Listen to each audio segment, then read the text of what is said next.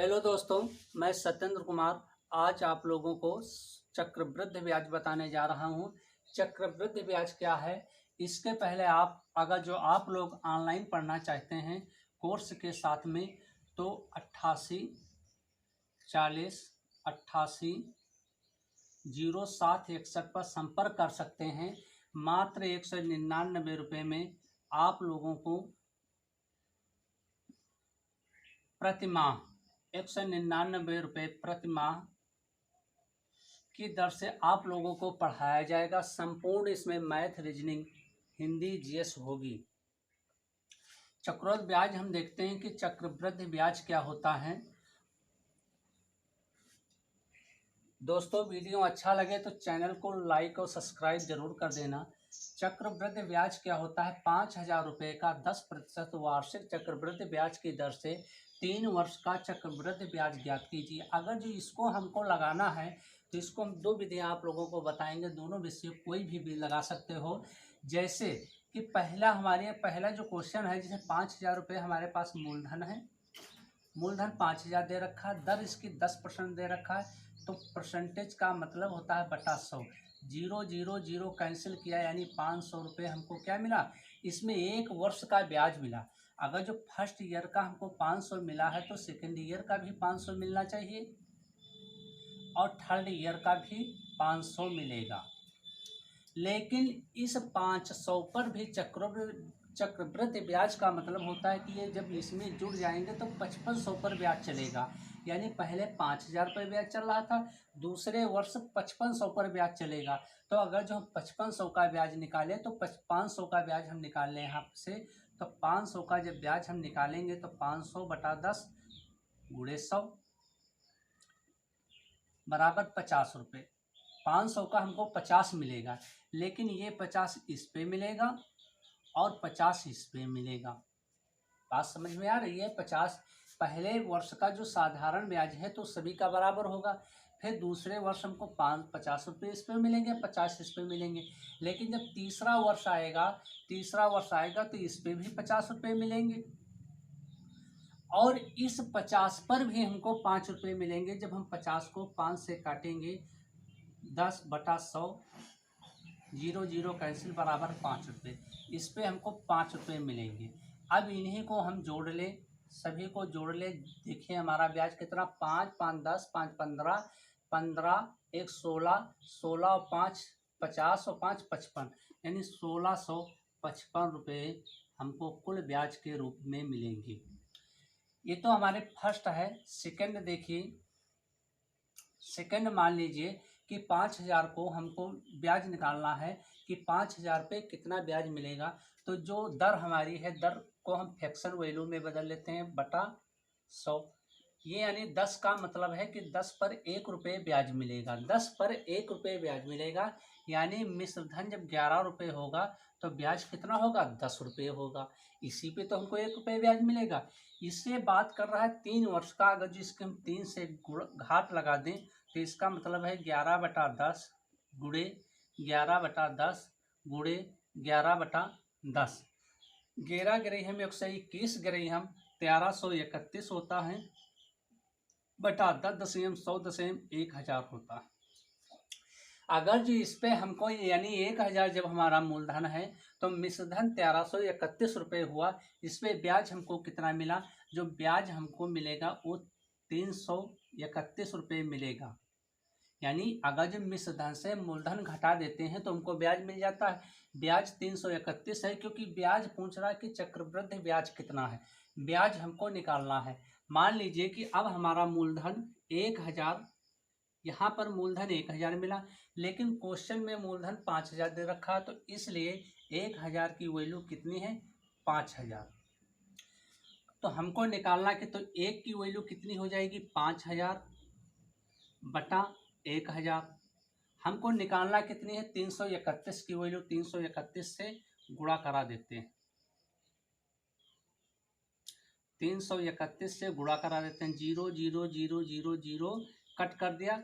5 एकन्ना 5, 5 15 के 5 हासिला 1, 5 15 1 16, यानी 1600 ₹55 हमारा क्या होगा ब्याज। चाहे इस बीच से लगाएं चाहे इस बीच से लगाएं, हमको जो आंसर मिलेगा वो एक ही आंसर मिलेगा, राइट आंसर। इसकी एक तीसरी विधि भी है, तीसरे तरीके से हम बता सकते हैं, लेकिन इतना कोई ज़रूरी नहीं। चाहे आप ये पकड़िए चाहे ये पकड़िए, ये आपको सवाल बहुत आसानी से लगाएंगे। अगला क्वेश्चन है,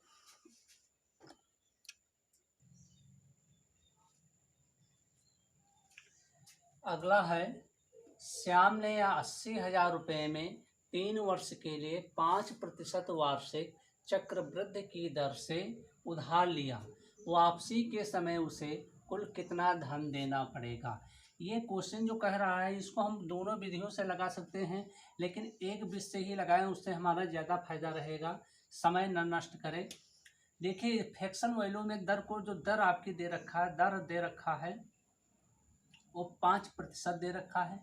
जो मूलधन दे रखा है, मूलधन बराबर 80,000 रुपये दे रखा है, और समय आपका जो दे रखा है, समय बराबर 3 वर्ष दे रखा है, समय बराबर 3 वर्ष।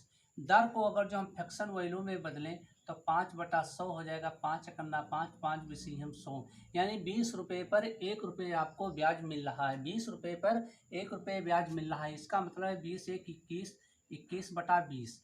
इसको अगर जो हम 3 वर्ष में कन्वर्ट करेंगे तो इसका मतलब है 21/20 गुणे 21/20।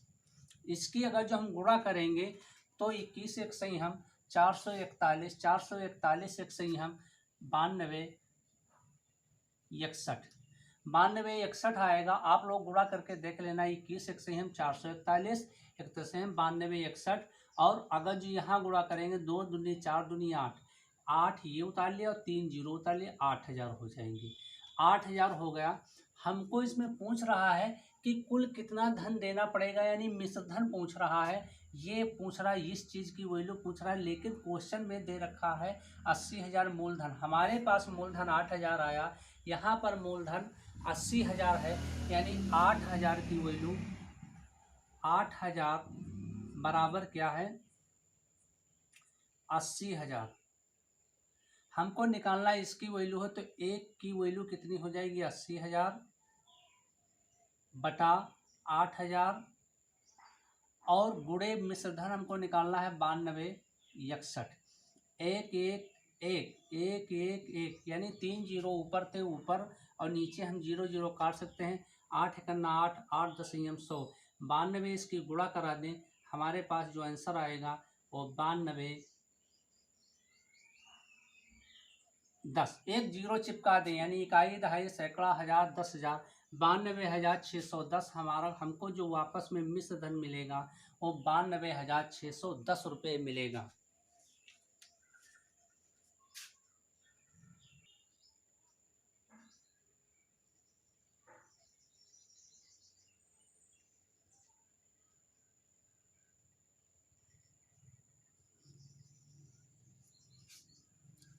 अगला क्वेश्चन है, 30,000 रुपये का 10% वार्षिक दर से 2 सही 1/4 वर्ष का चक्रवृद्धि मिश्रधन क्या होगा जबकि ब्याज वार्षिक देय है।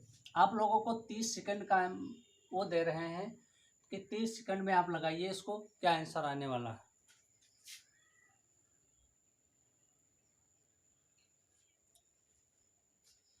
चलो देखते हैं। देखिए इस पे जो ये आपको दे रखा है कि इसमें मूलधन जो आपका है, मूलधन बराबर 30,000 रुपये है,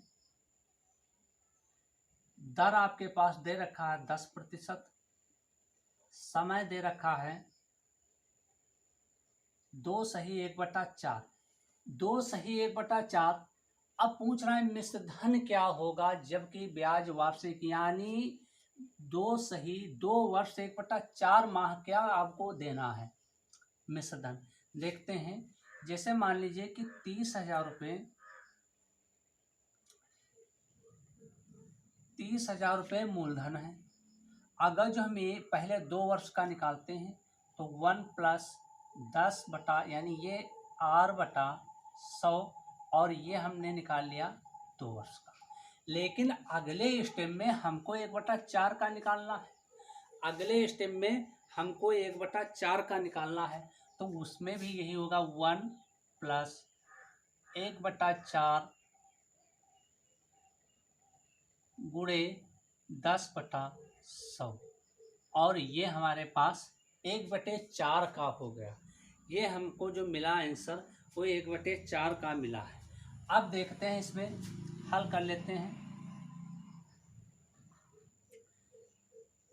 10 चकन्ना 10 1 11, 30,000,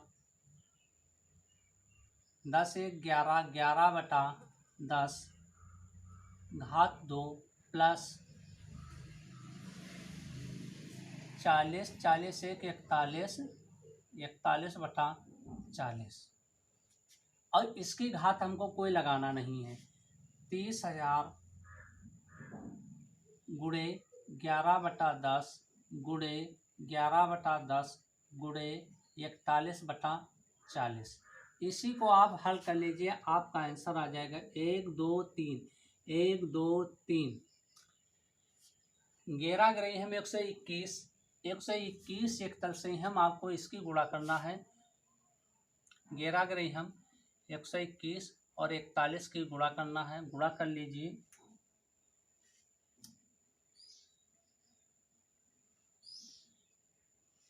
ये 4 अभी लिखे रहने दीजिए, इसकी गुणा कर लीजिए। तो 1 एकन्ना 1, 1 दूनी 2, 1 एकन्ना 1, 4 एकन्ना 4, 4 दूनी 8, 4 एकन्ना 4। ये आपका हो 1 6 8 9 और 4, यानी 49 9 1 6 9 4 49 61। इसको आप 30 से मल्टीप्लाई करेंगे, क्योंकि 30 इसमें गुणा करना है, तो जीरो की कोई बात नहीं। तो 3 एकन्ना 3, इन जीरो चिपका दो। 3 छक 18 के 8 हासिल है आपके पास। 3 छक 18 के 8 हासिल है 1, 9 त्रिक 27, 1 28 के 8 हासिल है 2, 4 3 12 2 14। ये आपके पास जो फाइनली आया है 14 88 30/4, क्योंकि ये 4 अभी आपके पास थे। इसको काट लीजिए। 4 एकन्ना 4, 4 3 12, बचेगा 2 हो जाएगा 28, 4 7 28, 4 दूनी 8। अगली संख्या छोटी, यहाँ जीरो बढ़ाओ। 4 7 28, बचेगा 2, 4 पंचे 20, यानी 37,207 रुपये आपका आंसर हो जाएगा। 37,207 रुपये 50 पैसे, ये आपका मिश्र धन हो जाएगा।